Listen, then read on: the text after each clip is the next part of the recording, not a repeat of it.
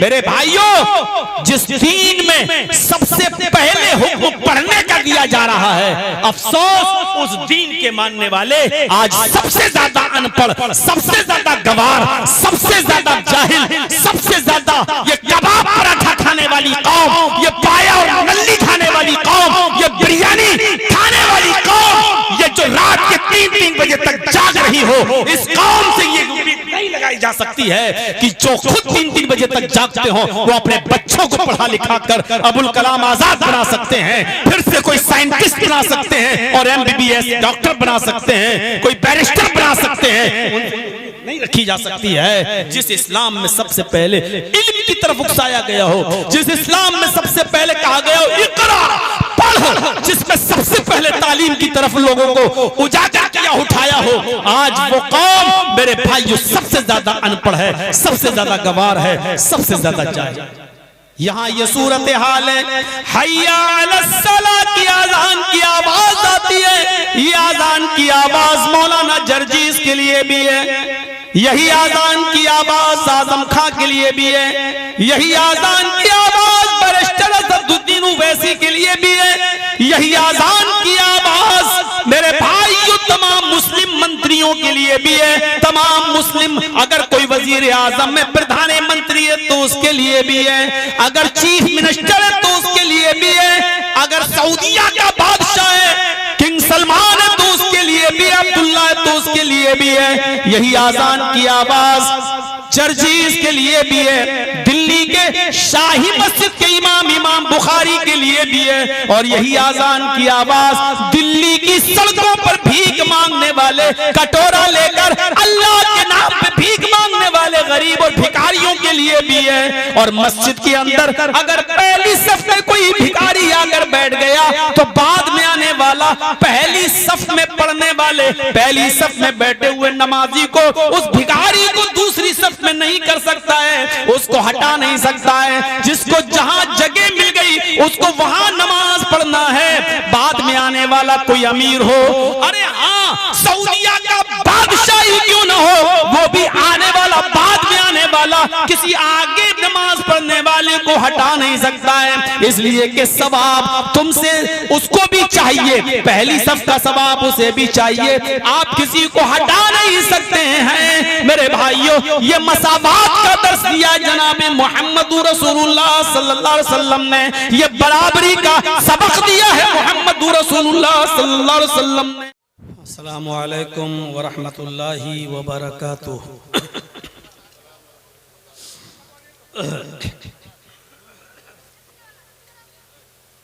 अल्हम्दुलिल्लाह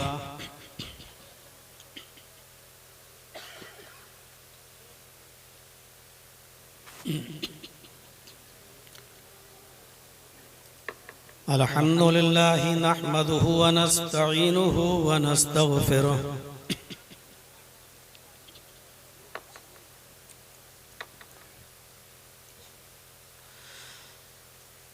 व नऊज़ु बिल्लाहि मिन शुरूरि अनफुसिना व मिन सय्यिआति अअमालिना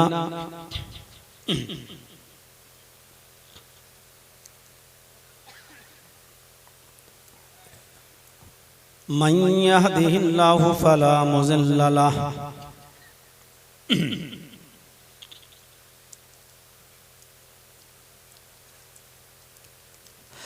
व मन युज़लिल्हु फला हादिय लहु।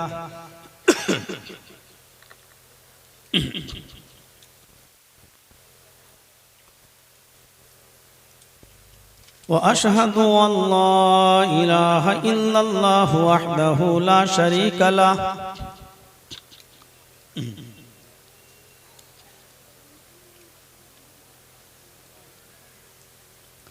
व अशहदु अन्ना मुहम्मदन अब्दुहु व रसूलुहु।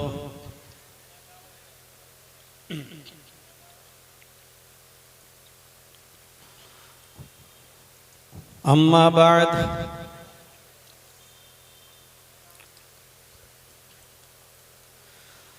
फ़इन्न खैरल हदीस किताबुल्लाह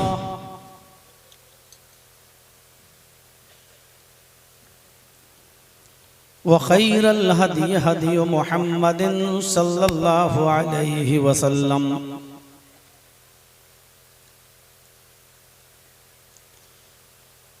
व शर्रुल उमूरि मुहदसातुहा व कुल्लु मुहदसतिन बिदअह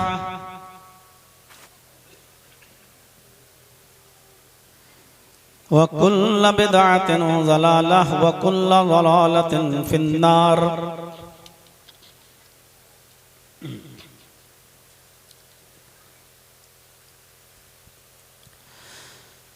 अऊज़ु बिल्लाहि मिनश शैतानिर रजीम।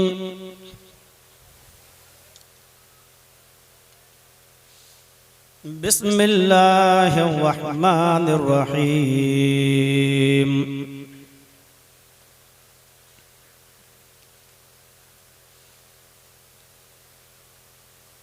अलम नशरह लक सदरक व वज़अना अन्का विज़रक अल्लज़ी अनक़ज़ ज़हरक व रफ़अना लक ज़िक्रक।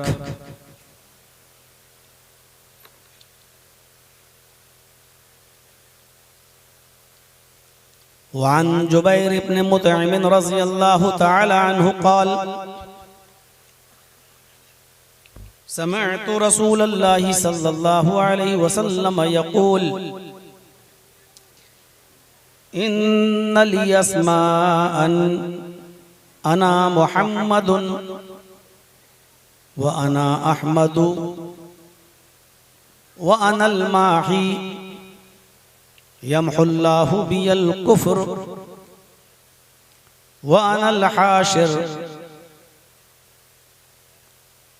व अनल आक़िब वल आक़िबुल लज़ी लैसा बअदहु नबिय्युन। रवाहु मुस्लिम फी किताबिल फ़ज़ाइल। रब्बि इश्रह ली सदरी व यस्सिर ली अमरी वहलुल उक़दतम मिन लिसानी यफ़क़हू क़ौली।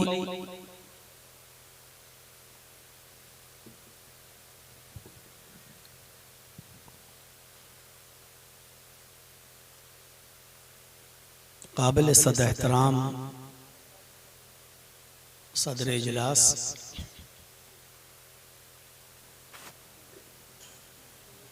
और नाज़िम इजलास,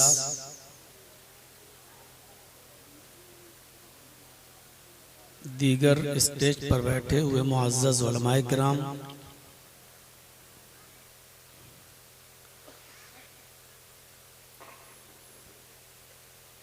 कुर्ब जवार से दूर नज़दीक से तशरीफ़ लाए हुए मुअज़्ज़ज़ सामीन हज़रात, पर्दा नशीन इस्लामी ख़वातीन माँ और बहनों, नौजवानों, अजीज़ बच्चों,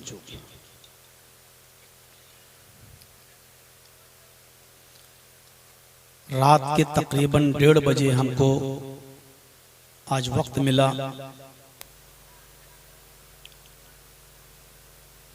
उम्मीद थी कि 12 बजे तक वक्त मिल जाएगा और 1:30 बजे तक प्रोग्राम ख़त्म भी हो जाएगा। जैसा कि डॉक्टर मिनहाज साहब जब हमको ले मंझिली से, तो एक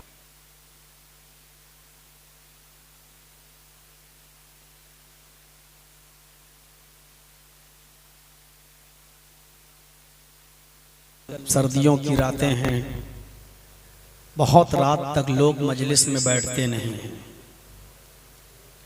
खैर, आप लोगों की अपनी भी कुछ मजबूरियां हैं और हमें उन मजबूरियों को भी सामने रखना होता है। मदरसे का ताउन, कलेक्शन और चंदा, यही मेन मकसद है और इसी के लिए प्रोग्राम यहाँ ख़ास तौर पर सीमांचल के इलाके में रखे जाते हैं। अल्लाह रब्बुल आलमीन इस इदारे को दिन दूनी रात चौगनी तरक्की अता फरमाए। जिस मकसद के लिए आपने ये प्रोग्राम रखा है, अल्लाह रब्बुल आलमीन आपको उस मकसद में कामयाबी अता फरमाए।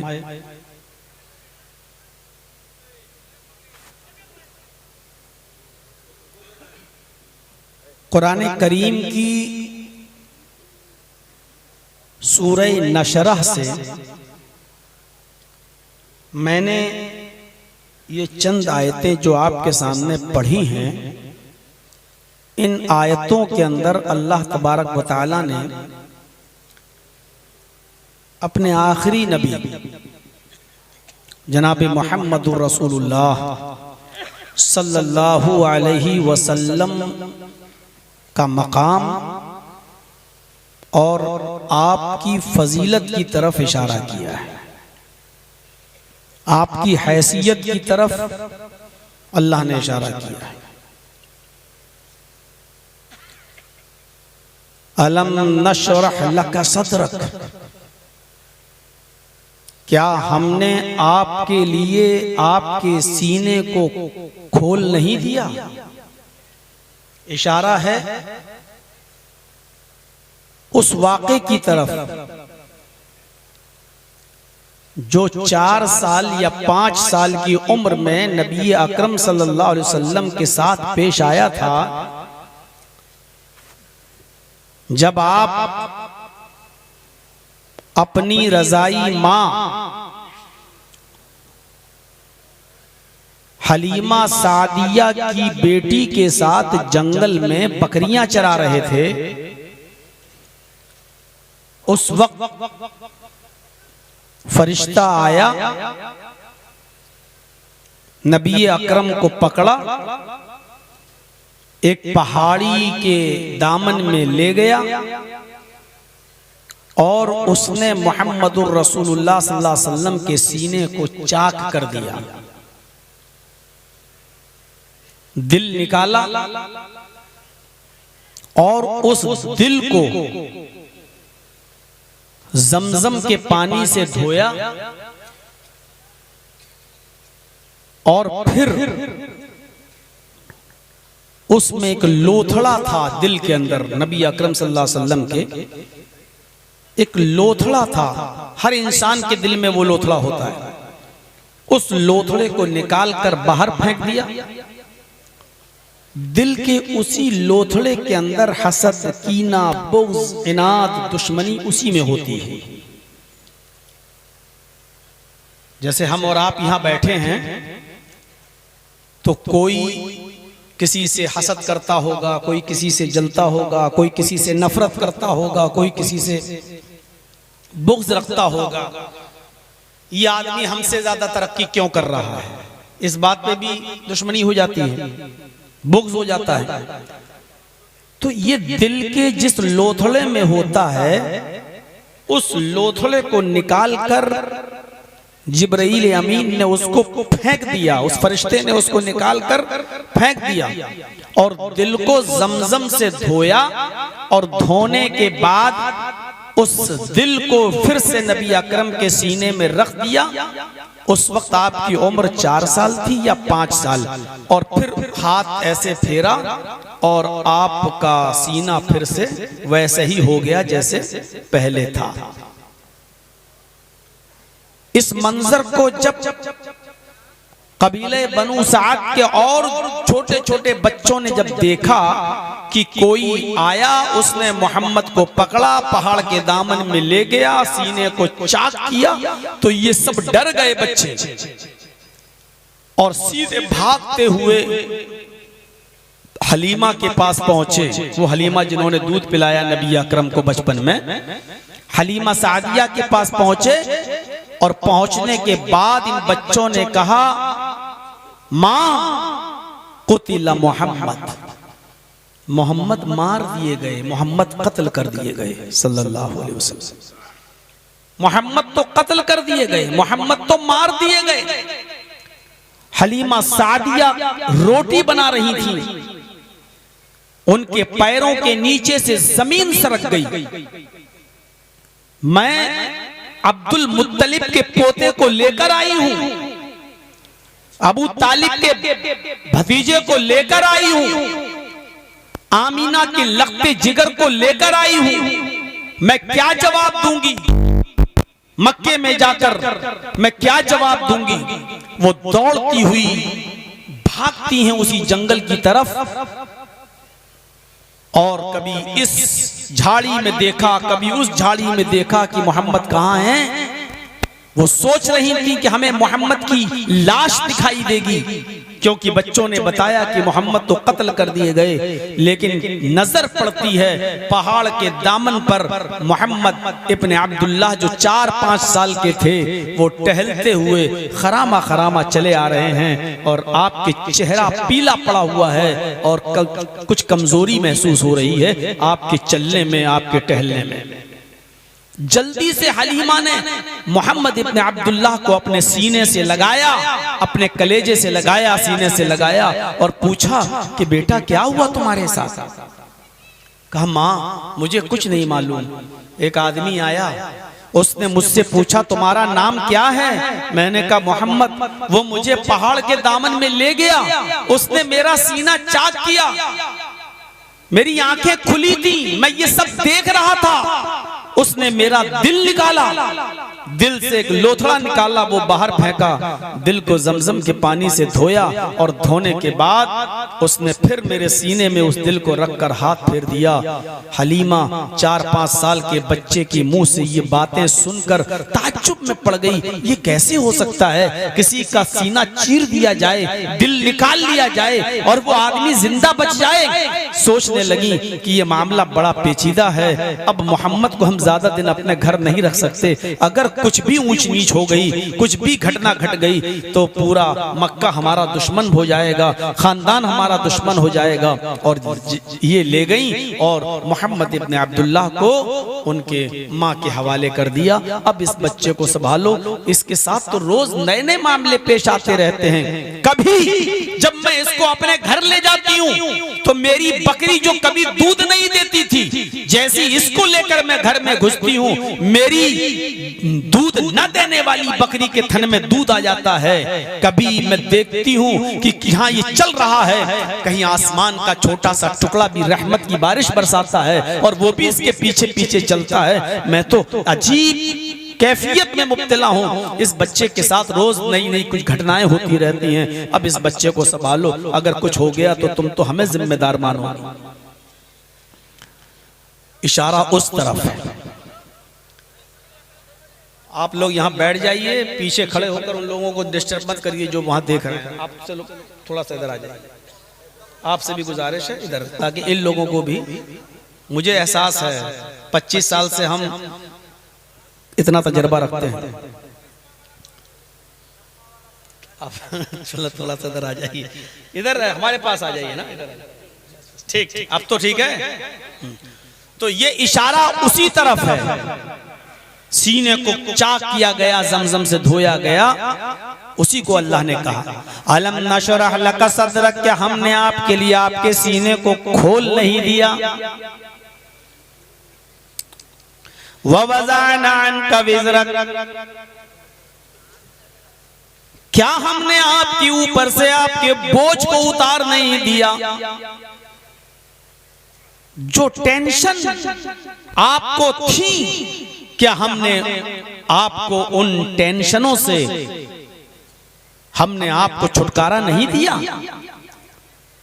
जो बोझ, दिमागी बोझ जो आपको खाए जा रहा था, अल्लज़ी अनक़ज़ ज़हरक, जो आपकी कमर तोड़े डाल रहा था, जो आपकी पीठ तोड़े डाल रहा था, क्या हमने आपके ऊपर से वो गमों का पहाड़ हटा नहीं दिया। क्या हमने आपके ऊपर से वो मुसीबतें दूर नहीं कर दी। और आखिरी जुमला जो मैंने पढ़ा है, वरफ़अना लक ज़िक्रक, और क्या हमने आपके जिक्र को, आपके नाम को बुलंद नहीं कर दिया। इतना बुलंद अल्लाह ने किसी नबी के नाम को नहीं किया। दुनिया में बहुत से नबी आए, 1 लाख, 1.25 लाख, 1,24,000, सबके आगे कमोबेश लगाया जा सकता। इतने नबी दुनिया में आए, अल्लाह ने किसी नबी के नाम को इतना बुलंद नहीं किया जितना मुहम्मदुर रसूलुल्लाह सल्लल्लाहु अलैहि वसल्लम के जिक्र को, आपके नाम को बुलंद कर दिया। उसी तरफ इशारा, वरफ़अना लक ज़िक्रक, हमने आपके लिए आपके जिक्र को, आपके नाम को बुलंद कर दिया। जहां अल्लाह का नाम लिया जाता है, अल्लाह के बाद सबसे ज्यादा दुनिया में अगर किसी का नाम लिया जाता तो वो हस्ती है मोहम्मदुर रसूलुल्लाह सल्लल्लाहु अलैहि वसल्लम की। अजान में आप नाम लीजिए, अल्लाहु अकबर अल्लाहु अकबर, अशहदु अल्ला इलाहा इल्लल्लाह। जहां अल्लाह का नाम आएगा अजान मुकम्मल होने से पहले आपको उसके भेजे हुए आखिरी रसूल का नाम भी लेना पड़ेगा, अशहदु अन्ना मुहम्मदर रसूलुल्लाह। जब तक आप अजान में अशहदु अल्ला इलाहा इल्लल्लाह कहेंगे, अशहदु अन्ना मुहम्मदर रसूलुल्लाह नहीं कहेंगे तो आपकी अजान मुकम्मल नहीं होगी। हमने आपका नाम अपने नाम के साथ जोड़ दिया, आपके जिक्र को नाम को बुलंद कर दिया। वुजू में अगर अल्लाह का नाम लिया जाता है, बिस्मिल्लाह, आप बिस्मिल्लाह कह के वुजू बनाते हैं, अल्लाह का नाम आ रहा है, तो वुजू के बाद की दुआ में आपको मुहम्मदुर रसूलुल्लाह का नाम लेना पड़ेगा, अशहदु अल्ला इलाहा इल्लल्लाह व अशहदु अन्ना मुहम्मदन अब्दुहु व रसूलुहु। आपको नबी अकरम का नाम लेना पड़ेगा। अजान अगर ला इलाहा इल्लल्लाह पे खत्म हो रही है, अल्लाह के नाम पर खत्म हो रही है, तो अजान के बाद की दुआ में आपको मुहम्मदुर रसूलुल्लाह का नाम लेना पड़ेगा। अल्लाहुम्मा रब्ब हाज़िहि दावति ताम्मा वस्सलातिल काइमा आति मुहम्मदनिल वसीला, आति मुहम्मदनिल वसीला वल फजीला वबअस मकामम महमूदा अल्लज़ी वअदता। आपको मुहम्मदुर रसूलुल्लाह का नाम लेना पड़ेगा। नमाज अगर आप अल्लाहु अकबर कहकर शुरू करेंगे, अल्लाह का नाम लेंगे, खड़े होंगे तो अल्लाह की हम्दो सना बयान करेंगे, सुब्हानक अल्लाहुम्मा व बिहम्दिका व तबारक अस्मुका व तआला जद्दुक, अल्लाहुम्मा बाइद बैनी व बैन खतायाया।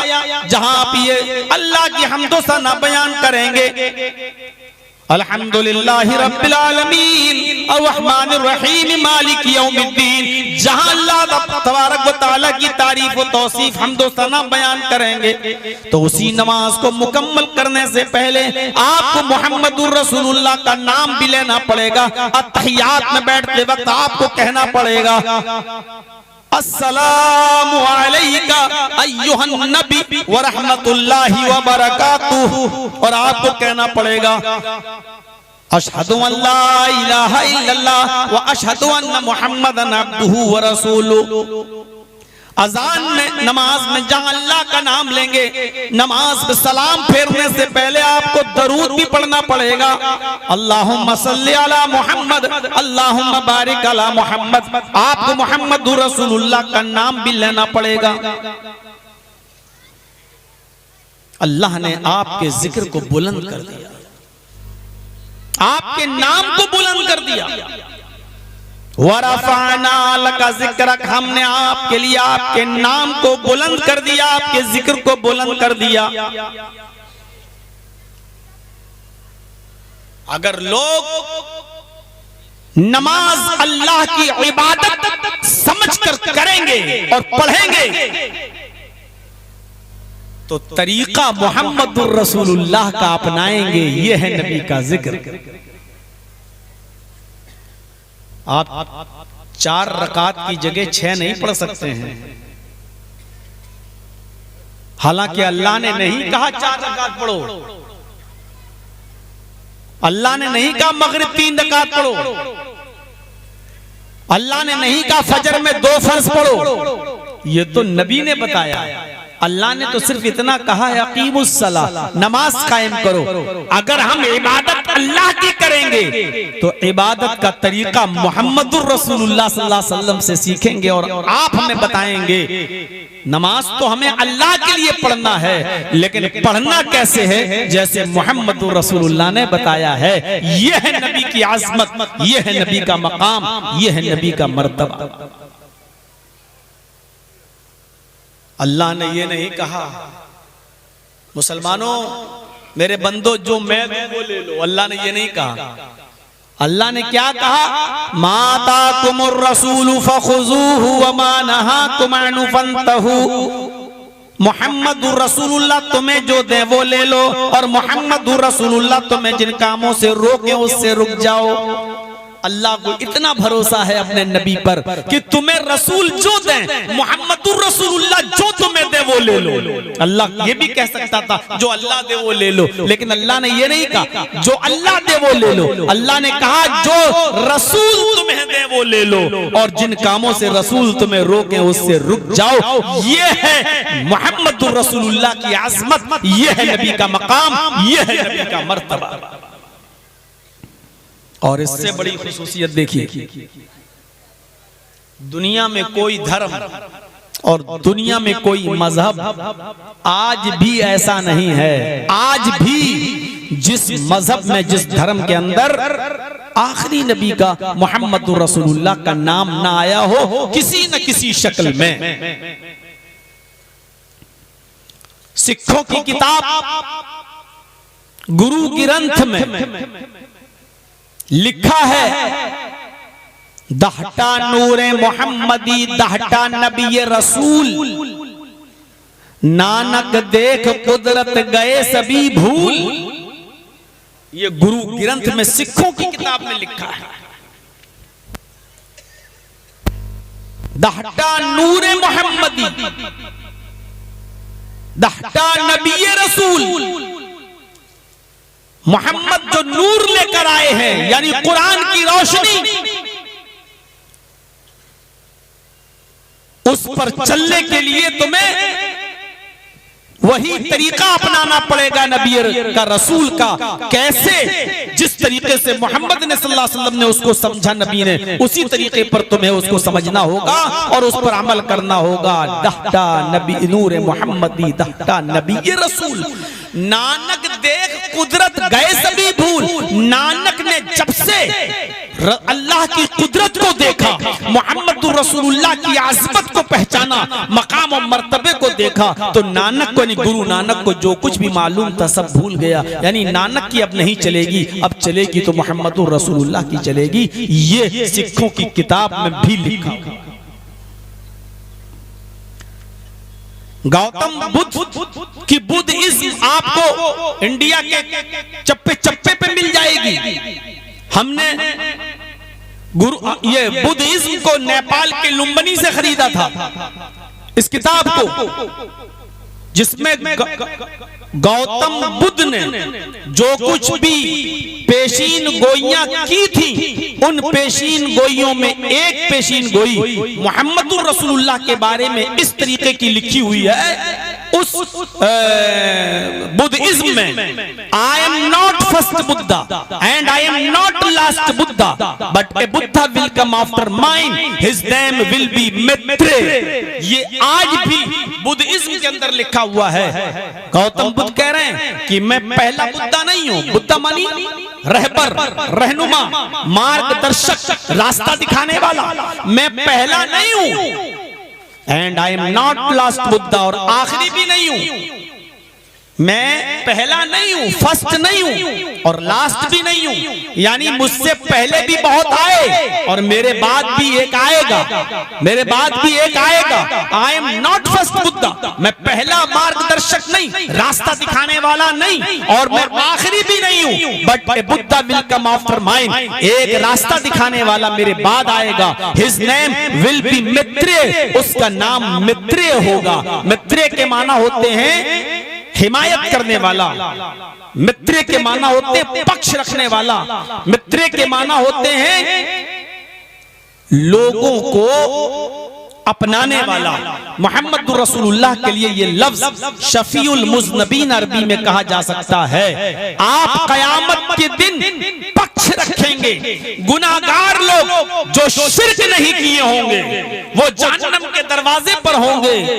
उस वक्त अल्लाह के नबी की जबान से निकल रहा होगा, अल्लाहुम्मा उम्मती उम्मती उम्मती, अल्लाह मेरी उम्मत मेरी उम्मत मेरी उम्मत। अल्लाह ताला नबी को सिफारिश का हक देगा, अल्लाह के नबी शिफाअत कराएंगे और आप गुनाहगार लोगों को जन्नत में ले जाएंगे। यही लफ्ज को अरबी में शफीउल मुज़नबीन कहते हैं और इसी को हम मित्रे कह सकते हैं गौतम बुद्ध की जबान से। ए Buddha will come after mine, एक बुद्धा मेरे बाद आएगा, his name will be मित्रे, उसका नाम पक्षकार होगा, हिमायत करने वाला और शिफात करने वाला होगा, यानी गुनाहगारों को जन्नत में ले जाने वाला, शफीउल मुज़नबीन, गुनाहगारों की शिफात कराने वाला होगा। और जहां तक बाइबल का सवाल है, ईसाइयों की किताब, उसमें तो खुल के लिखा हुआ है, Jesus says I will pray the Father, He shall give the another comforter. After that, I will not talk much with you, because the prince of this world come. His name will be Ahmad. His name will be Ahmad. ये Bible के वोल number 5 में आज भी लिखा हुआ है। Jesus से ईसा ने कहा, I will pray the Father, मैं अपने बाप से दुआ करूंगा। बाइबल में ईसा अलैहिस्सलाम को अल्लाह का बेटा बताया गया, सन ऑफ गॉड, खुदा का बेटा। तो ईसा अलैहिस्सलाम अल्लाह को अपना बाप कह रहे हैं। I will pray the father, मैं अपने बाप से दुआ करूंगा, मैं अपने बाप से प्रार्थना करूंगा। क्या कहूंगा, क्या करेंगे? He shall give the another comforter, वो तुम्हें दूसरा प्रोटेस्टेंट दे, दूसरा रहबर दे, दूसरा मार्गदर्शक दे, दूसरा नबी दे, दूसरा रसूल दे, दूसरा messenger they. I will not talk much with you, अब मैं तुमसे ज्यादा बातें नहीं करूंगा। The prince of this world come, इस दुनिया का शहजादा आने वाला है, उसके आने के लिए मेरा जाना जरूरी है। जब तक मैं नहीं जाऊंगा वो नहीं आएगा, मेरा जाना जरूरी है। ईसा अलैहिस्सलाम ने ये नहीं कहा कि मेरा मरना जरूरी है, मेरा जाना जरूरी है। जब तक मैं नहीं जाऊंगा वो नहीं आएगा, जब वो आएगा His name will be Ahmad, उसका नाम अहमद होगा। ये बाइबल वोल नंबर 5 में आज भी लिखा है। ईसा अलैहिस्सलाम कह रहे हैं His name will be Ahmad, उसका नाम अहमद होगा। कुरान करीम के अंदर भी अल्लाह रब्बुल आलमीन ने ईसा अलैहिस्सलाम के इन जुमलों को रिकॉर्ड किया है। ईसा अलैहिस्सलाम ने अपनी कौम के लोगों से कहा, वइज़ क़ाल ईसा इब्नु मरियम या बनी इस्राईल इन्नी रसूलुल्लाहि इलैकुम मुसद्दिक़न लिमा बैना यदैया मिनत-तौरात व मुबश्शिरन बिरसूलिन याती मिन बाद इस्मुहु अहमद। अल्लाह रब्बुल आलमीन ने ईसा अलैहिस्सलाम के इन वर्ड्स को, इन जुमलों को रिकॉर्ड कर लिया। और जब ईसा ने कहा वइज़ क़ाल ईसा इब्नु मरियम, और जब ईसा ने कहा, मरियम के बेटे ईसा ने पुकारा, जब मरियम के बेटे ईसा ने कहा या बनी इस्राईल, आए इस्राइल के बेटों, आए कौम बनी इस्राइल, आए इस्राइल के बेटों, इन्नी रसूलुल्लाहि इलैकुम, मैं तुम सब की तरफ अल्लाह का मैसेंजर, अल्लाह का पैगंबर बनाकर भेजा गया हूँ, अल्लाह का रसूल बनाकर भेजा गया हूँ। मुसद्दिक़न लिमा बैना यदैया मिनत-तौरात, अल्लाह ने मुझसे पहले एक नबी भेजा था मूसा, और उसको तौरात देकर भेजा था। हम उस तौरात की तस्दीक करते हैं, उसकी पुष्टि करते हैं। मुझसे पहले मूसा आए थे, वो तौरात लेकर आए थे, हम उसकी तस्दीक करते हैं। वह मुबश्शिरम बिरसूलिन याती, मेरे बाद एक रसूल आएगा, मैं खुशखबरी भी देता हूँ, गुड न्यूज भी देता हूँ, शुभ समाचार भी तुम्हें सुनाता हूँ। एक ऐसे रसूल का जो मेरे बाद आएगा, मिन बाद इस्मुहु अहमद, मेरे बाद आने वाले नबी का नाम अहमद होगा। His name will be Ahmad, ये बाइबल में कहा गया, इस्मुहु अहमद, ये कुरान में कहा गया, उसका नाम अहमद होगा। मोहम्मद रसूलुल्लाह के तो कई नाम थे, उनमें एक नाम मोहम्मद भी था, एक नाम अहमद भी था। यही मुस्लिम शरीफ की हदीस के अंदर बयान किया गया है। हजरत जुबैर इब्ने मुतइम कहते हैं कि अल्लाह के रसूल से मैंने ये कहते हुए सुना, ये फरमाते हुए सुना, इन्ना ली अस्मान, मेरे चंद नाम है, अना मोहम्मदुन, मेरा एक नाम मोहम्मद है, व अना अहमदु, मेरा एक दूसरा नाम अहमद है, व अनल माही, मेरा एक नाम माही है। माही का मतलब मिटाने वाला।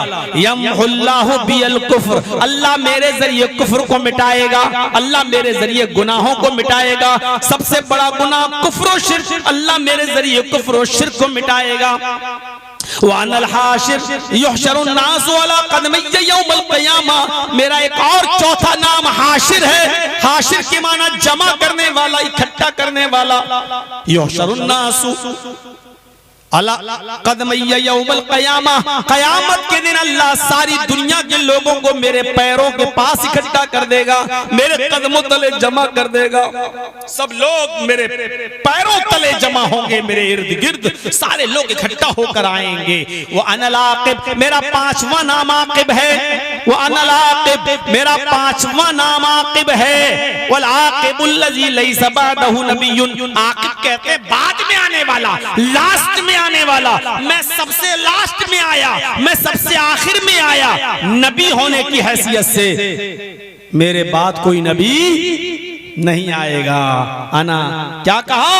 वल आक़िबुल्लज़ी लैसा बअदहु नबिय्युन, और आक़िब उसको कहते हैं जिसके बाद कोई दूसरा नबी ना आए। मैं आखिरी नबी हूं और मेरे बाद कोई दूसरा नबी नहीं आएगा। इस हदीस के अंदर अल्लाह के नबी के चंद नाम बताए गए हैं, मोहम्मद, अहमद, और ताज्जुब है जो नाम बताए गए अल्लाह के नबी ने, वो नाम हमारे बिरादराने वतन, हमारे हिंदू भाइयों की किताबों में भी वो नाम मिलते हैं,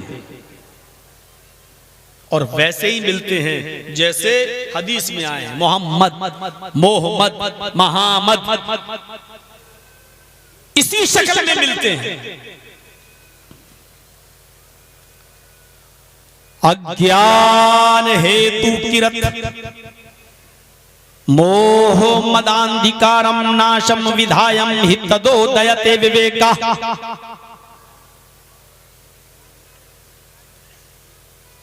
उस गवर्नमेंट में बोल रहा हूं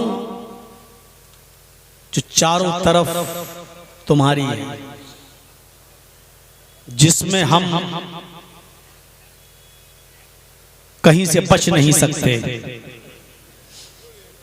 अदालत भी तुम्हारी, जज भी तुम्हारे, फैसला भी तुम्हारा, सब कुछ तुम्हारा। और ऐसे माहौल में इन मंत्रों को पढ़ना बड़ा मुश्किल है, लेकिन ये किताबें आज भी आपके पास मौजूद हैं। श्रीमद् भागवत महान पुराण का ये मंत्र मैंने आपके सामने रखा है। अज्ञान हेतु किरत मोह मदांधिकारम नाशम विधायम। अज्ञान जिहालत को खत्म करने वाला, पहली चीज अज्ञान जिहालत को खत्म करने वाला। दूसरी चीज हेतु किरत सबका हितकारी बनकर आने वाला। अज्ञान हेतु किरत मोह मदांधिकारम, जिसका नाम मोहम्मद होगा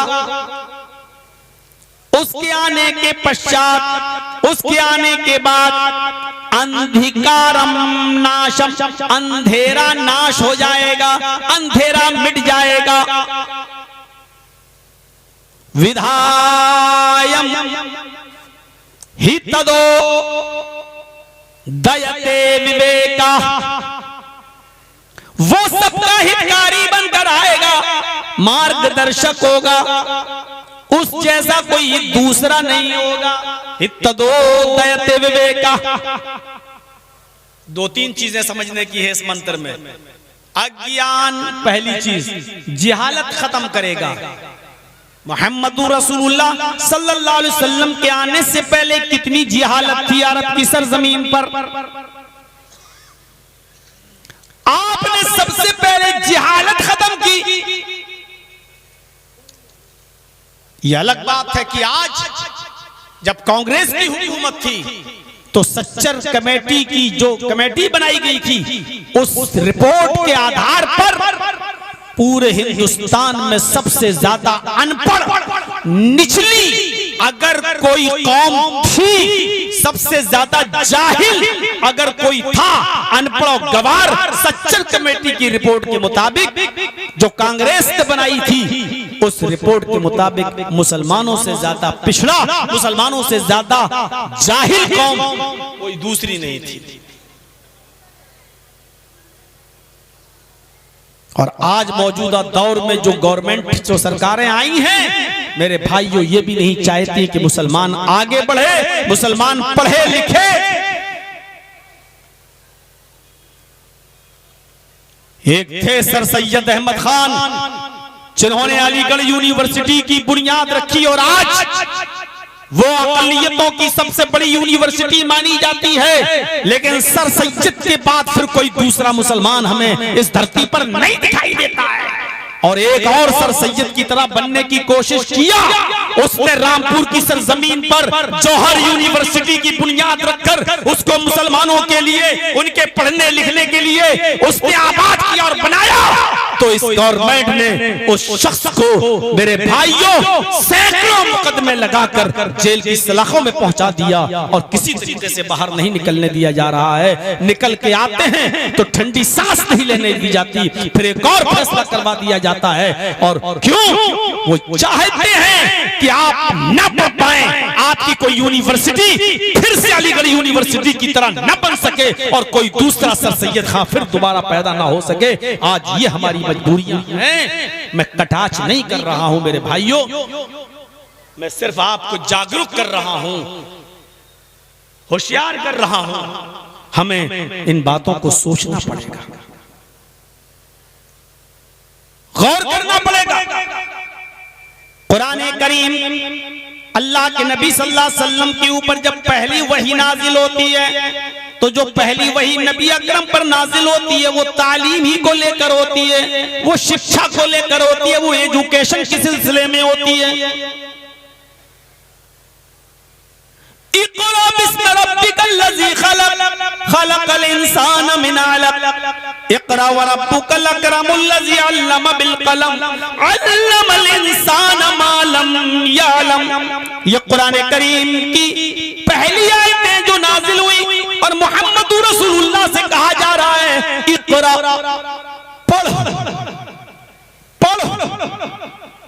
सबसे पहले इल्म की तरफ, सबसे पहले पढ़ने की तरफ, सबसे पहले एजुकेशन का हुक्म कुरान की इस आयत में दिया जा रहा है। अज्ञान, वो रसूल, वो मोहम्मद इस दुनिया में जब आएंगे तो सबसे पहले बेइल्मी को, लाइल्मी को, अंधकार को, जहालत को खत्म करेंगे। जिस इस्लाम में सबसे पहले पढ़ने का हुक्म दिया गया हो और इल्म की तरफ उकसाया गया हो, उससे ज्यादा जहालत को खत्म करने वाला दीन कौन सा हो सकता है? मेरे भाइयों, जिस दीन में सबसे पहले हुक्म पढ़ने का दिया जा रहा है, अफसोस उस दीन के मानने वाले आज सबसे ज्यादा अनपढ़, सबसे ज्यादा गवार, सबसे ज्यादा जाहिल, सबसे ज्यादा आज हम मिले शराबी मुसलमान, कबाबी तो मुसलमान।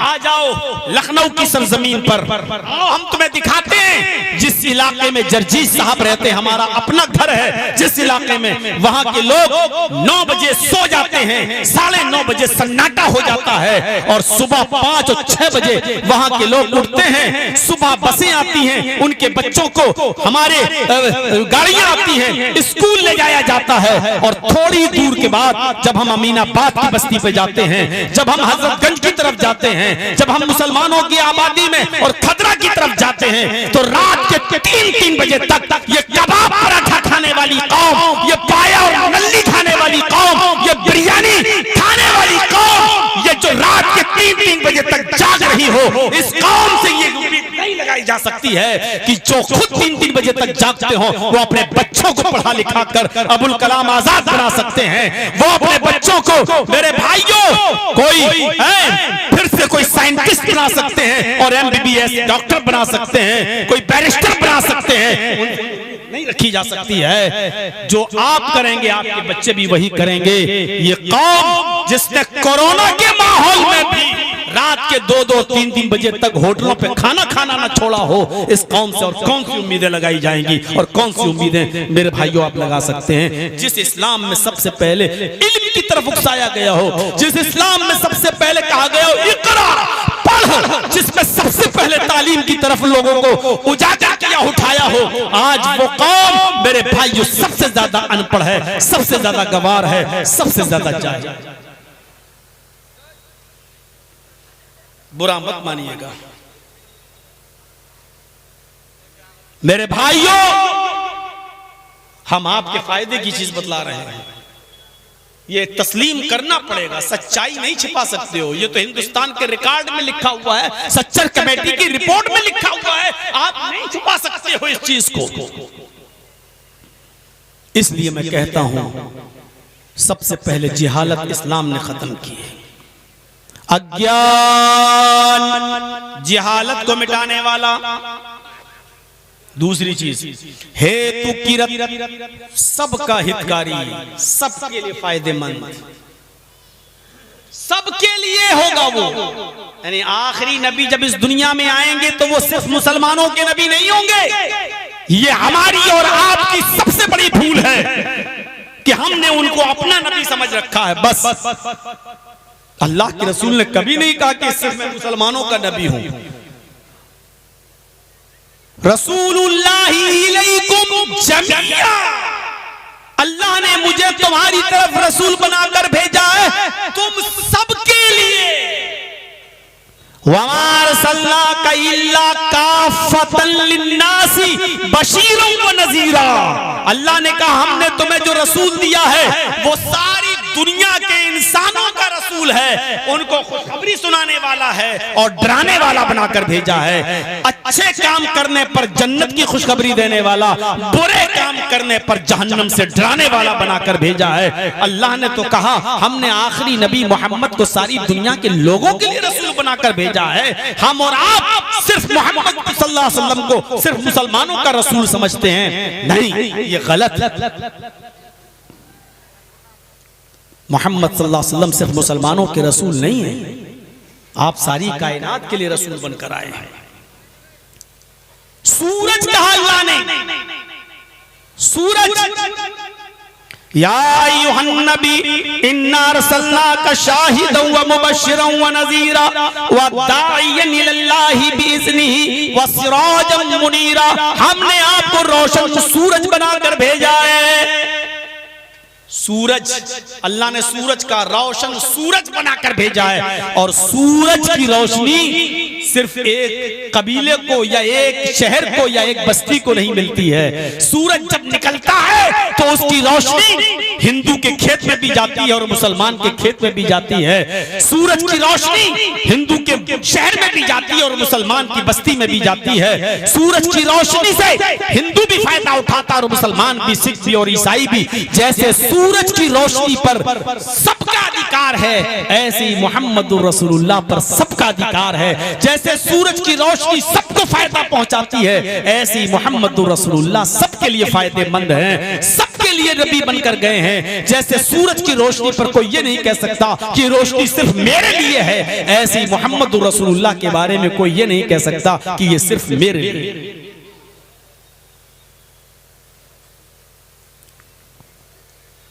अंधिकारम नाशम मोहम्मदांधिकारम नाशम, इसका नाम मोहम्मद होगा।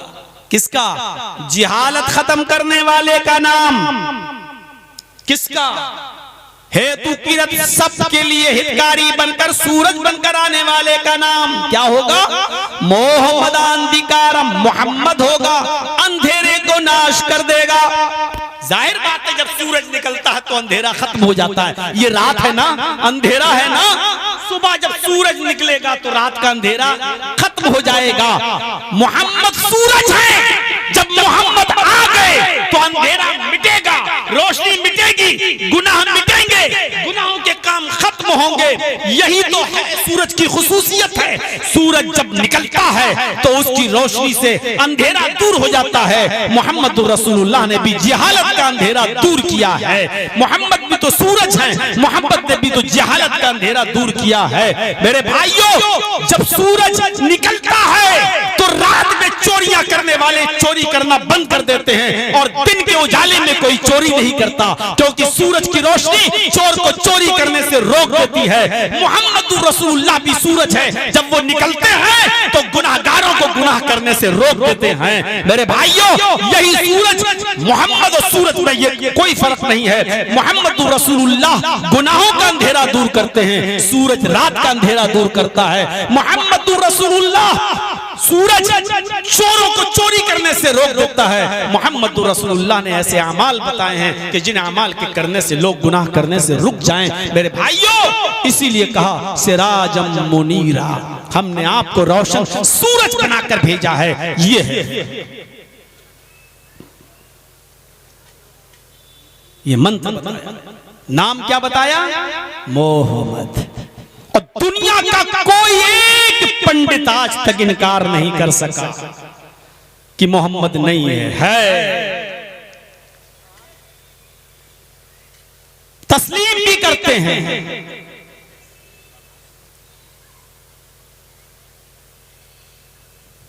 और देखिए, इति महामद इति खयात शिष्य शाखा समन्विता,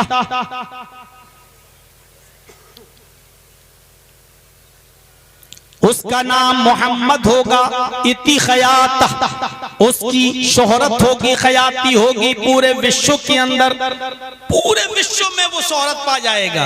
नाम क्या है? मोहम्मद। इति खयाती, उसका नाम मोहम्मद होगा और बहुत मशहूर होगा, खयाती प्राप्त होगा। शिष्य, बहुत से शागिर्द बना लेगा और उसके इस भारत में, इस विश्व में, इस दुनिया में चलते फिरते शागिर्द होंगे। शिष्य शाखा समन्विता, सबको बराबर की नजर से देखेगा, सबको बराबर की नजर से देखेगा। हिंदू धर्म में आज तक कोई ऐसा आया ही नहीं जो बराबर की नजर से देखे। आज तक बराबरी पैदा नहीं हो सकी। देखा था ना अभी कुछ दिनों पहले, जब अयोध्या में राम मंदिर का निर्माण हुआ और जब उसकी ओपनिंग हुई, कितने लोग गए, लेकिन राष्ट्रपति को, द्रौपदी मुर्मू को इजाजत नहीं थी। दावत गई, लेकिन यह भी ऑर्डर था कि आप आओगी नहीं। आज भी दलित और नीची जाति के लोगों के साथ भेदभाव है। बराबर की नजर से नहीं देखा जा रहा है, बराबर की नजर से नहीं देखा जा रहा है। आज भी मैं आपको बतला रहा हूं, बराबर की नजर से नहीं देखा जा रहा है। बल्कि आप मनुस्मृति पढ़ेंगे तो मनुस्मृति में आप ये लिखा हुआ भी पाएंगे, ब्रह्मा जी ने अपने मुंह से ब्राह्मण को पैदा किया, ब्रह्मा ने अपने हाथों से छत्री को पैदा किया, ब्रह्मा ने अपनी रान से वेश को पैदा किया, ब्रह्मा ने अपने पैरों से शूद्र को पैदा किया। शूद्र पैरों से पैदा हुए हैं, लिहाजा शूद्र को पैरों से बताया, लिहाजा ये नीची कौम ही है। ये ब्राह्मणों की खिदमत के लिए और ब्राह्मणों की सेवा के लिए पैदा किए गए हैं। ये आज भी मनुस्मृति में लिखा हुआ है। ब्रह्मा ने अपने मुंह से ब्राह्मण को पैदा किया, ब्रह्मा ने अपने हाथों से छत्री को पैदा किया, ठाकुर छत्री को पैदा किया, और ब्रह्मा ने अपने रान से, ये घुटने से ऊपर का हिस्सा, ये रान से वेश को पैदा किया, और ब्रह्मा ने अपने पैरों से सबसे नीचे हिस्से से शूद्र को पैदा किया है। कुरान क्या कहता है? एक तरफ मनुस्मृति रखिए और एक तरफ कुरान देखिए। कुरान कहता है, या अय्युहन्नास इन्ना खलकनाकुम मिन ज़करिन व उन्सा व जअलनाकुम शुऊबन व क़बाइल लितअरफू इन्ना अक्रमकुम इंदल्लाहि अत्क़ाकुम। हाय सारी दुनिया के इंसानों, या अय्युहन्नास, वन्नास, हाय संपूर्ण जगत की मानव जाति, हाय सारी दुनिया के इंसानों, इन्ना खलकनाकुम मिन ज़करिन व उन्सा, हमने तुमको एक मर्द से और एक औरत से जन्मा है, हमने तुम्हें एक मर्द और एक औरत से पैदा किया है। आए सारी दुनिया के इंसानों, हमने तुमको एक मर्द से और एक औरत से पैदा किया है। तुम्हारा बाप एक है और तुम्हारी माँ एक है। तुम सब आदम के बेटे और हव्वा के बेटे हो, तुम सब आपस में भाई भाई हो, ये कुरान कहता है। और सारी दुनिया के लोगों को भाई भाई बतला रहा है, एक बाप की और एक माँ की संतान बतला रहा है। बताओ मेरे भाइयों, कुरान ने सबको बराबर की नजर से देखा या नहीं देखा है? आप कहां बराबर की नजर से देखते हैं? एक मंदिर में ब्राह्मण, क्षत्रिय, वैश्य और शूद्र एक साथ पूजा करके दिखा दें, एक साथ पूजा करके दिखा दें, नहीं दिखा सकते। बल्कि आज भी भारत में ऐसे हजारों मंदिर हैं जहां दलित को प्रवेश करने की इजाजत नहीं है। अभी कुछ दिनों पहले आपने सुना होगा, एक दलित के मासूम छोटे बच्चे ने एक मंदिर के बाहर सिर्फ प्रसाद ले लिया था। छोटा बच्चा था, भूखा था, प्रसाद में बंटने वाली मिठाई और लड्डू ले लिया। वहां के ऊंची बिरादरी के लोगों ने कहा, ये तो दलित का बच्चा है, इस मंदिर के दरवाजे तक कैसे आ गया और हमारा प्रसाद लेके कैसे खाया। उसको इतना पीटा कि वो छोटा मासूम बच्चा उन दरिंदों के हाथों से पिट पिट कर जान खत्म हो गई, उसकी सांस निकल गई, वो मर गया। मेरे भाइयों, ये उस बच्चे का हाल है जो मंदिर में नहीं जा सका, बल्कि मंदिर से बाहर प्रसाद खाने के एवज ही मारा जाता है। यहाँ ये सूरत हाल है। हय्या अलस्सलाह की आजान की आवाज आती है, ये आजान की आवाज मौलाना जर्जीस के लिए भी है, यही आजान की आवाज आजम खां के लिए भी है, यही आजान की आवाज बैरिस्टर असदुद्दीन ओवैसी के लिए भी है, यही आजान की आवाज मेरे भाइयों तमाम मुस्लिम मंत्रियों के लिए भी है। तमाम मुस्लिम, अगर कोई वजीर आजम में प्रधानमंत्री है तो उसके लिए भी है, अगर चीफ मिनिस्टर है तो उसके लिए भी है, अगर सऊदीया का बादशाह है, किंग सलमान है तो उसके लिए भी, अब्दुल्ला है तो उसके लिए भी है। यही आजान की आवाज जर्जीस के लिए भी है, दिल्ली के शाही मस्जिद के इमाम बुखारी के लिए भी है, और यही आजान की आवाज दिल्ली की सड़कों पर भीख मांगने वाले, कटोरा लेकर अल्लाह के नाम पे भीख मांगने वाले गरीब और भिखारियों के लिए भी है। और मस्जिद के अंदर अगर पहली सफ में कोई भिखारी आकर बैठ गया तो बाद में आने वाला पहली सफ में पढ़ने वाले, पहली सफ में बैठे हुए नमाजी को, उस भिखारी को दूसरी सफ में नहीं कर सकता है, उसको हटा नहीं सकता है। जिसको जहां जगह मिल गई उसको वहां नमाज पढ़ना है। बाद में आने वाला कोई अमीर हो, अरे हाँ, सऊदीया का बादशाह ही क्यों ना हो, वो भी आने वाला, बाद में आने वाला किसी आगे नमाज पढ़ने वाले को हटा नहीं सकता है। इसलिए कि सवाब तुमसे उसको भी चाहिए, पहली सफ का सवाब उसे भी चाहिए, आप किसी को हटा नहीं सकते हैं। मेरे भाइयों, ये मसावात का दर्स दिया जनाब मोहम्मद रसूलुल्लाह सल्लल्लाहु अलैहि वसल्लम ने, ये बराबरी का सबक दिया है मोहम्मद रसूलुल्लाह सल्लल्लाहु अलैहि वसल्लम ने। सबको बराबर की नजर से देखा, कोई छोटा और कोई बड़ा नहीं, कोई छोटा नहीं और कोई बड़ा नहीं है। कुल्लुकुम मिन आदम व आदम मिन तुराब, ला फज़ला लिअरबिय्यिन अला अजमी वला लिअजमिय्यिन अला अरबी वला लिअस्वद अला अहमर वला लिअहमर अला अस्वद। किसी अरब के रहने वाले को अजम के रहने वाले पर कोई फौकियत नहीं, किसी काले को गोरे पर और किसी गोरे को काले पर कोई फौकियत नहीं। कुल्लुकुम मिन आदम, तुम सब आदम के औलाद हो, तुम सब आदम के बेटे हो। कुल्लुकुम मिन आदम व आदम मिन तुराब, आदम मिट्टी से पैदा हुए थे, तुम सब मिट्टी से जन्मे हो, तुम सब मिट्टी से पैदा हुए हो, सब मिट्टी से पैदा हुए हो, इसलिए तुम सब बराबर हो। ये हमें मोहम्मद रसूलुल्लाह ने बताया। किताब है, आप की कह रही है समन्विता, वो सबको बराबर की नजर से देखेगा। मोहम्मद रसूलुल्लाह सबको बराबर की नजर से देखा करते थे, कोई छोटा और बड़ा नहीं था मोहम्मद रसूलुल्लाह की नजर में। हमें और आपको गौर करना चाहिए, हमें और आपको सोचना चाहिए कि जब मोहम्मद सल्लल्लाहु अलैहि वसल्लम की नजर में कोई बड़ा छोटा नहीं था तो वो तालीम कहां चली गई। आज हमारे यहां ऊंची और नीची कास्ट क्यों होती है? ये खान है, ये फला है, ये फला है, ये फला है, ये फला, क्यों? ये नीची कास्ट का, ये ऊंची कास्ट का, ये तुम बताओगे, ये तुम बयान करोगे। साहब खान है तो सबसे ऊंचा, अपने आप तुमने बनाया है, ये शरीयत ने ये मकाम नहीं रखा। साफ कहा कि सब बराबर है। आज ये जात और बिरादरी के झगड़े इतने चल रहे हैं, ऊंच और नीच के झगड़े, कि शादियों में भी अब ये देखा जाने लगा, शादियों में भी ये देखा जाने लगा कि कौन ऊंची जात का है, कौन नीची जात का है। हम खान हैं तो खान ही में शादी करेंगे, जर्जी साहब अंसारी हैं तो अंसारी ही में शादी करेंगे, हैं? ये तेली है तो तेली में ही शादी होगी।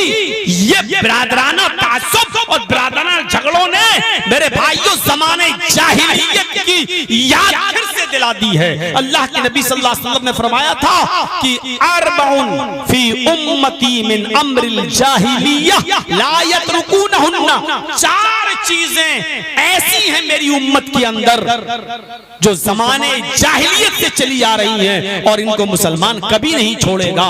उन चार चीजों में आपने पहली चीज ये बताई है कि अल फख्रु फिल अहसाब, अपने हसब पर फख्र करेगा। मैं इतना पढ़ा लिखा हूं, मैं इतना पहुंचा हुआ हूं, लिहाजा लड़की भी मेरे मायार की मिलनी चाहिए, दीनदार नहीं, मेरे मायार की मिलनी चाहिए। हम पीएचडी हैं तो लड़की भी पीएचडी हो। वत्तानु फिल अंसाब, दूसरी चीज अल्लाह के नबी ने फरमाई, नस्ब में ताना देगा। जर्जी साहब अंसारी हैं, शादी का रिश्ता उनके बेटे का चल रहा है, अच्छा लड़की किस बिरादरी की है? फला।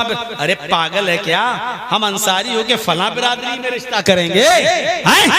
ले जा साहब, लड़की बड़ी खूबसूरत है। अरे खूबसूरत का क्या हम अचार डालेंगे? हमारी तो नाक कट जाएगी कि तुमने गैर बिरादरी में शादी कर ली। तो कितने भी बिरादरी के लिए मजबूत हो जाओ, अपनी शक्ल सूरत कितनी भी स्मार्ट बना लो, जिम में जा जाकर तुम अपनी बॉडी को बॉडी बिल्डर बना लो और हैंडसम हो जाओ, लेकिन हजरत उमर फारूक से तुम मकाम मर्तबे में आगे नहीं जा सकते हो। अल्लाह के नबी ने फरमाया था, मेरे बाद अगर कोई नबी होता तो उमर होते। लौ कान बादी नबियुन लकाना उमरु, अगर मेरे बाद कोई नबी होता तो उमर। इतना बड़ा मकाम अल्लाह के नबी ने उमर को दिया, लेकिन उमर फारूक ने अपने बेटे का रिश्ता कहां किया जानते हो? और सुनो, अपने आप को मुसलमान कहलाते हो, ये चीज है आपके अंदर। हजरत उमर रात की तारीकी में, हजरत उमर रात के अंधेरे में गश्त कर रहे हैं, देख रहे हैं कौन भूखा है, कौन प्यासा है, किसके पास खाना पहुंचा, किसके पास खाना नहीं पहुंचा। हजरत उमर रात के अंधेरे में गश्त कर रहे हैं। एक घर से आवाज आ रही है, एक बूढ़ी औरत घर में पुकार कर कहती है, बेटी उठो, जल्दी उठो, रात का अंधेरा है। बेटी उठ गई, कहती माँ क्यों उठा दिया है तुमने? अभी तो फजर की अजान में देर है, अभी तो नमाज में देर है, तुमने क्यों उठा दिया? कहा बेटी मैं दूध दोह चुकी हूँ, सुबह इस दूध को बेचना है, कस्टमर आएंगे, इसलिए उठो जल्दी से और दूध में पानी मिला दो। मां कह रही है दूध में पानी मिला दो। बेटी कहती है कि मां क्या उमर का ऐलान नहीं सुना, अमीरुल मोमिनीन का ऐलान नहीं सुना? मुनादी ने पुकार पुकार के कहा, अगर किसी के दूध में पानी मिला हुआ पाया गया तो उसको सख्त से सख्त सजा दी जाए।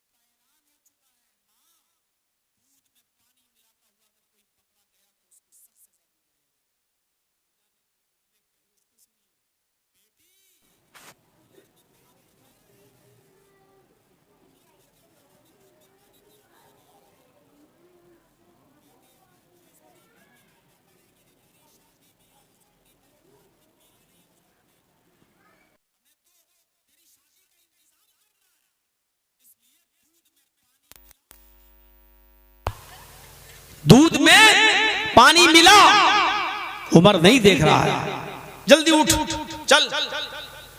बेटी कहती है अम्मी मैं पानी नहीं मिलाऊंगी। कहा बेटी उमर नहीं देख रहा है, तेरी शादी होना है, पैसा कमाना है मुझे कुछ। बेटी की जबान से निकलने वाले जुमले हजरत उमर सुन रहे हैं चुपके से। बेटी कहती है अम्मी उमर नहीं देख रहे हैं तो क्या हुआ, उमर का रब तो देख रहा है, उमर का खुदा तो देख रहा है, उमर का अल्लाह तो देख रहा है। हम उमर की निगाहों से तो बच सकते हैं लेकिन उमर के रब की निगाहों से नहीं बच सकते। कयामत के दिन मैं अपने रब को क्या जवाब दूंगी। इतना ख्याल है कमाई, बिजनेस करते वक्त, दुकान खोलते वक्त हलाल और हराम का ख्याल रखते हो। मां उमर नहीं देख रहा तो क्या हुआ, उमर का रब तो देख रहा है। हजरत उमर फारूक की आंखों में आंसू आ गए। भैया चाय लेके मत जाना, ये सब लोग अभी डिस्टर्ब हो जाएंगे, वहीं पर खड़े रहो या बैठ जाओ, थोड़ा सा और सब्र कर लो, उसके बाद खूब बेचिएगा, हम भी पिएंगे तुम्हारी चाय। मेरे भाइयों, हजरत उमर फारूक की आंखों में आंसू आ गए और अपने खादिम से कहा मकान नंबर नोट कर लो, कल सुबह मां बेटी दोनों को बुलाना हमारे पास। बेटी ने पानी नहीं मिलाया, मां नाराज होकर सो गई। सुबह उस दरवाजे पे दस्तक हुई, मां ने कहा बोलो कौन। कहा तुम्हें और तुम्हारी बेटी दोनों को अमीरुल मोमिनीन ने बुलाया है। अमीरुल मोमिनीन ने बुलाया है, उमर ने। दोनों मां बेटी दोनों गए, मां बेटी दोनों पहुंचे। हजरत उमर ने कहा कि तुम इसकी मां हो? जी। ये तुम्हारी बेटी है? जी। तुमने सुबह किस किस को दूध बेचा? कहा कि जिनको जाता था वहां गया। दूध में पानी कितना मिलाया था? कहा एक बूंद भी नहीं मिलाया था अमीरुल मोमिनीन। तो दूध में पानी मिलाने की बात तुम कर रही थी? कहा अमीरुल मोमिनीन दूध में पानी मिलाने की बात तो मैं कर रही थी लेकिन मेरी बेटी ने मिलाया नहीं, अल्लाह की कसम खा के कहती हूं कि कोई पानी नहीं मिला। कहा मैं जानता हूं कि दूध में पानी नहीं मिलाया गया, लेकिन तुमने अपनी बेटी से कहा था? कहा जी। तुम्हारी बेटी ने फिर पानी नहीं मिलाया? कहा नहीं। तुम्हारी बेटी का रिश्ता कहीं हुआ? कहा नहीं। अमीरुल मोमिनीन रिश्ता करने के लिए कुछ तो इंतजाम चाहिए, बेटी की शादी के लिए कुछ है ही नहीं।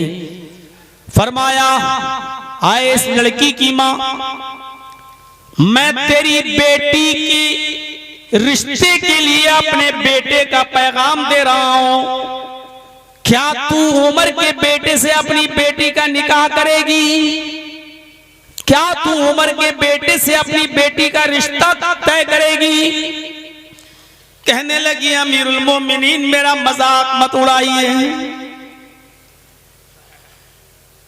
कहा मैं मजाक नहीं कर रहा हूं, मुझे तेरी बेटी की दीनदारी पसंद आ गई है, मुझे तेरी बेटी में खूबी नजर आई, और खूबी है कि तेरी बेटी उमर से नहीं डरती, उमर के रब से डरती है। तेरी बेटी उमर से नहीं उमर के रब से डरती है, इसलिए मैं ऐसी बहू चाहता हूं, ऐसी ही अपने बेटे के लिए बीवी चाहता हूं जो उमर से नहीं उमर के रब से डरने वाली हो। जब वो मेरे घर में आएगी तो होने वाले बच्चों को भी अल्लाह से डरने वाला बनाएगी, उन बच्चों की तालीम और तरबियत भी अच्छी होगी। पैगाम दिया और उस मां ने फौरन कबूल किया और 2-3 दिन के अंदर ही निकाह कर लिया। हजरत उमर फारूक उस लड़की को बहू बनाकर अपने घर ले आए। मेरे भाइयों, न बिरादरी देखी, न जात देखी, न स्टेटस देखा, न हस्बो नसब देखा, न बारात गई, न नाचने वाले गए, न गाने वाले गए, न मेहंदी लगाई गई, न उपना मला गया, बस शरई निकाह हुआ और लड़की को घर में ले आए। तो उम्र से ज्यादा हम और आप बढ़ गए हैं। हम खान है तो खान में शादी करेंगे, हम अंसारी है तो अंसारी में शादी करेंगे। आपका स्टेटस हजरत उमर के स्टेटस से बुलंद हो चुका है, इसीलिए हम और आप पीछे हैं, इसीलिए हम और आप मजाक उड़ाया जा रहा है हमारा और आपका हर जगह। जहां देखो हमें जलील किया जा रहा है, जहां देखो आज हमें रुस्वा किया जा रहा है, क्योंकि हमने मोहम्मद रसूलुल्लाह की तालीम से अपने आप को दूर कर लिया है।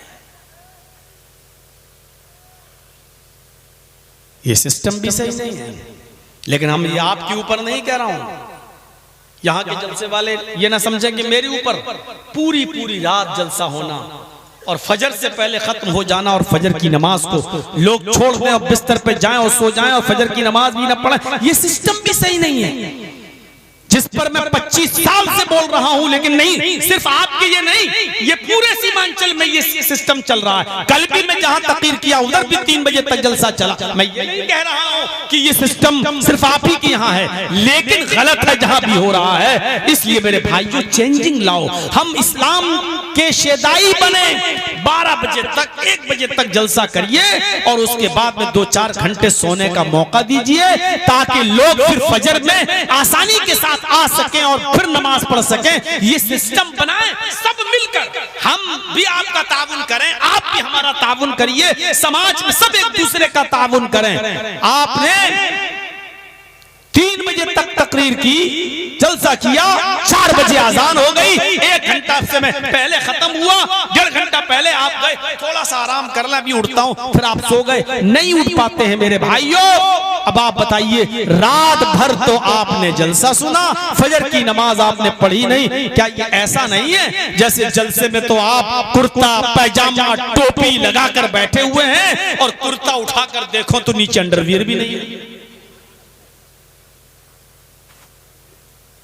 बज़ाहिर तो हमें कपड़े पहने हुए नहीं, बाअमल लोग लग रहे हैं, और जब कुर्ता उठा के देख रहे हैं तो नंगे बिल्कुल, यानी अमल के मैदान में बिल्कुल कोरे। तो ऐसी फिर रात भर जागने से क्या फायदा? मेरे भाइयों, हम सिर्फ आपकी वजह से नहीं कह रहे हैं, हम दुआ कर रहे हैं अल्लाह रब्बुल आलमीन से कि बारे इलाह हमें अपने जलसों में चेंजिंग लाने की तौफीक अता फरमा, सबको पूरे सीमांचल में। अभी देखिए, हम लोगों के लखनऊ के हालात तो ये हैं यूपी में कि परमिशन ही नहीं है जलसों की। ये तो आप बड़े खुश नसीब हैं कि आपको ये फील्ड मिल गई और यहाँ कर रहे हैं, और रात के इस वक्त हमारी घड़ी में 2:45 हो रहे हैं, इस वक्त भी आप जलसा कर रहे हैं। हम लोग नहीं कर सकते हैं, परमिशन ही नहीं है। पहली बात तो मस्जिद में भी परमिशन नहीं है, और बड़ी मुश्किल से अगर मिल भी जाए मस्जिद के अंदर प्रोग्राम करने की भी, तब भी रात के 10 बजे से ज्यादा माइक नहीं चला सकते हैं। ये हालात हैं हम लोगों के यहाँ।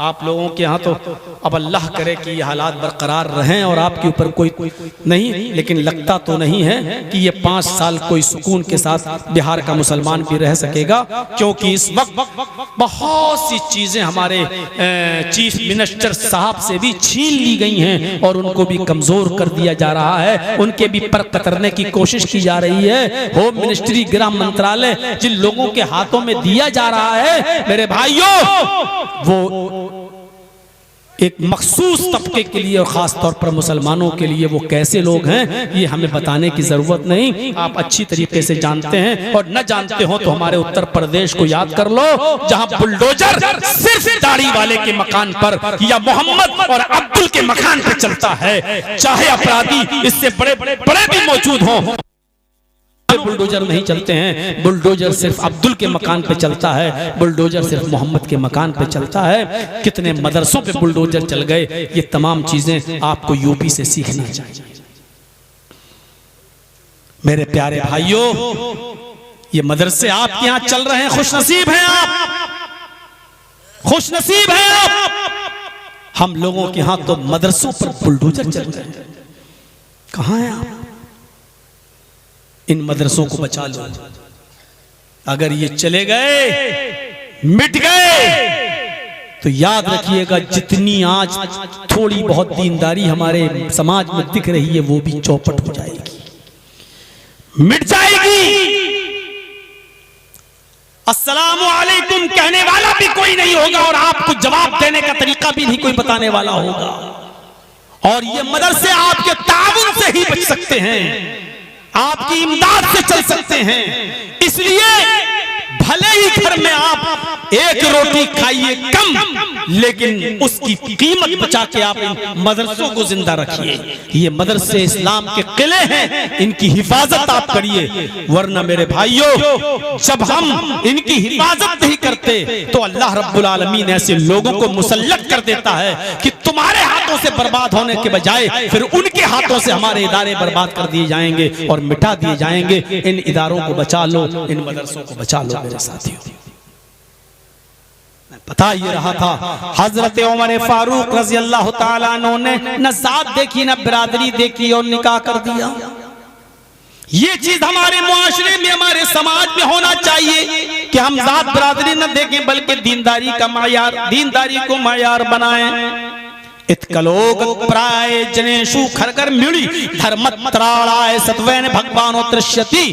ये भागवत पुराण में ये मंत्र भी कहा गया है। जब सारी जनता जानवरों की तरह हो जाएगी, सब गधों की तरह और जानवरों की तरह पूरी इंसानियत हो जाएगी। इत्कलोक प्राय जनेशु, जनेशु सारी जनता खरगर मिड़ी जब जानवरों की तरह हो जाएगी, धर्मत्राणाय तब धर्म की रक्षा करने के लिए, सत्वेन सच्चाई को नाफिज करने के लिए भगवान अवतरष्यति, भगवान अवतार भेजेगा। जब सारी जनता जानवरों की तरह हो जाएगी, इंसानियत बाकी नहीं रहेगी, मानवता मिट जाएगी और हैवानियत लोगों में दाखिल हो जाएगी, तब अल्लाह आखिरी नबी को भेजेगा। ये वेदों में कहा जा रहा है, पुराणों में कहा जा रहा है। जब इंसानियत मिट चुकी थी अरब की धरती पर, जुआ ऐसे खेला जाता था। हमारे यहाँ क्या जुआ खेलेंगे लोग, ज्यादा से ज्यादा कटियार और पूर्णिया के और चौराहे पर जाकर लॉटरी का टिकट खरीद लेंगे, या इंडिया पाकिस्तान का मैच होगा तो हर ओवर पर हम सट्टा लगा देंगे, दड़ा लगा देंगे। जुआ यही तो एक शक्ल है जुए की। उस जमाने में जुआ जो खेला जाता था, पढ़िए अल्लामा इब्न क़य्यिम अल-जौज़ी की किताब ज़ादुल मआद। मेरे भाइयों लिखते हैं कि जुए में लोग जब रकम हार जाते थे तो अपना मकान जुए में लगा देते थे, और जब मकान भी जुए में हार जाते थे तो अपनी 25, 26, 28 साल की बीवी जुए में लगा दिया करते थे। अभी हारे नहीं हम, अभी हमारे पास जुआ खेलने के लिए बीवी मौजूद है। बीवी को जुए में लगा दिया करते थे, और जब बीवी भी जुए में हार गए तो कहते थे अभी हम हारे नहीं हैं, रुको, अभी हमारे पास 16, 17, 18 साल की बेटी मौजूद है। फिर वो अपनी 18, 17 साल की बेटी को भी जुए में लगा दिया करता था, और जुए में जब वो लड़की भी हार जाता था तब हाथ उठाकर कहता तब मैं हार गया हूँ। अब वो अपने आप को हारा हुआ तस्वुर करता था। ये हालात थे अरब की सरजमीन पर, जिन हालात में मोहम्मद रसूलुल्लाह रसूल बनकर आए। कितना चैलेंज था नबी के सामने इन खुराफातों को खत्म करने का। याद करिएगा, शराब इतनी पी जाती थी कि शराब के नशे में धुत होकर लोग बजाय अपनी बीवी का हाथ पकड़ने के अपनी बेटी तक का हाथ पकड़ लिया करते थे। शराब अकल को खराब कर देती है। हजरत उमर शराब की तारीफ यह करते थे, अल खम्रु मा खामरल अक़ल।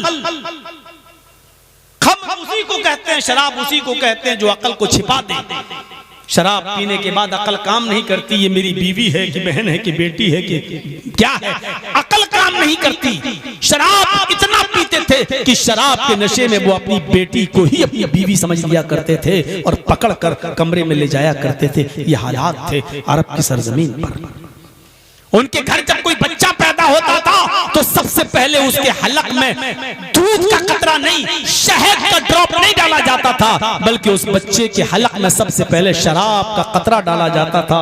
और बाप फख्र करता था, गर्व करता था कि हमारे घर में जो बच्चा पैदा हुआ सबसे पहले हमने उसको शराब का कतरा उसके मुंह में डाला, शराब पिलाता था और फख्र करता था कि मैंने बहुत बड़ा काम किया है। लड़की पैदा होती थी तो चेहरा उतर जाता था। जब वो लड़की 4 साल की हो जाती थी तो उसको कहता था बीवी से नहलाओ धुलाओ, नए कपड़े पहनाओ। जैसे किसी को फांसी देने के लिए जब ले जाया जाता है तो उसको नए कपड़े पहनाए जाते हैं। 4 बजे उठा दिया जाता है, उसको नहलाया धुलाया जाता है, फिर फिर उसको पहनने के लिए नए कपड़े दिए जाते हैं। ऐसे ही 4 साल की बच्ची के साथ मामला होता था। नहलाओ, धुलाओ और नए कपड़े पहनाओ। माँ अपनी बेटी को नहलाती थी, धुलाती थी, उसकी आंखों में आंसू आ जाते थे। बेटी अपनी माँ के आंसुओं को पोंछती थी और कहती थी, अम्मी क्यों रो रही हो? पापा मुझे कहीं लेके थोड़ी जा रहे हैं, वो तो मेले में लेके जा रहे हैं। अम्मी मुझे भी शौक है मेले में जाने का, मैं भी खिलौने खरीदने जा रही हूँ, अभी आ जाऊंगी। क्योंकि बाप यही बताता था कि बेटी हम तुम्हें मेले में ले जा रहे हैं। उसको क्या मालूम उस छोटी सी 4 साल की बच्ची को, नहीं मेरा बाप मेले में नहीं, मुझे जिंदा गाड़ने के लिए ले जा रहा है, मुझे जिंदा दफन करने के लिए ले जा रहा है। लेकिन माँ अपनी बेटी की कुछ सीने से लगाती और चिपकाती, लेकिन ये नहीं बताती कि नहीं नहीं मेरी बेटी, झूठ क्यों बोल रही हो? ये नहीं कहती, जानती है कि मेरी बेटी मासूम है, इसको पता नहीं है, ये आखिरी बार मैं इसको नहला रही हूँ और कपड़े पहना रही हूँ। बेटी तेरा बाप तुझे उस जगह लेके जा रहा है जहां से तू लौट कर कभी वापस नहीं आएगी, ये जानती है, लेकिन कहने की हिम्मत नहीं है। कपड़े पहना दिए, ओढ़नी उड़ा दी। बाप ने अपनी बेटी का हाथ पकड़ा और मेले के बहाने ले गया। बियाबान जंगल में पहले से गड्ढा खोद कर तैयार रहता। कहता बेटी इस गड्ढे में झांक कर देखो, तुम्हारी अम्मी तुम्हें नजर आएंगी। वो मासूम 4 साल की छोटी सी बच्ची जब गड्ढे में झांकती, पीछे से उसका जालिम बाप धक्का दे देता, फिर मिट्टी डालना शुरू कर देता। वो अपने नन्हे मुन्ने मासूम हाथों से मिट्टी हटाती, लेकिन जालिम बाप मिट्टी डालता जाता।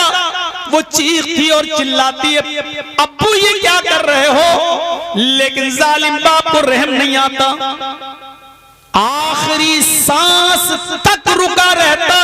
जब यकीन हो जाता कि मेरी बेटी अब मर गई होगी, तब बाप वहां से आता और सीधे घर नहीं जाता, सीधे अपने दोस्तों को, यारों को बुलाता और शराब की बोतलें जमा करता और सबको पिलाता और जश्न मनाता। आज मैंने अपनी 4 साल की बच्ची को दफन कर दिया, आज हमने अपनी 4 साल की बच्ची को गाड़ दिया। इससे बड़ी जानवरियत और क्या होगी? ये जो बच्चियां जमीन में दफन की गई हैं, गाड़ के मार डाली गई हैं, कयामत के दिन अल्लाह इन तमाम बच्चियों को उठाएगा, इनको जबान देगा और पूछेगा, वइज़ल मौऊदतु सुइलत बिअय्यि ज़म्बिन क़ुतिलत। जब जिंदा दफन की हुई लड़की से पूछा जाएगा, किस जुर्म में तेरे बाप ने तुझे कत्ल किया, किस जुर्म में तू मारी गई, किस जुर्म में तेरा हश्र तेरे बाप ने तेरे साथ ये किया?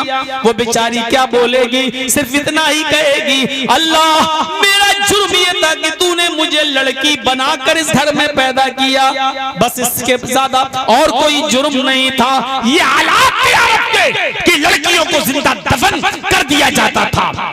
शराब पीकर लोग अपनी बेटियों ही को पकड़ने लगते थे।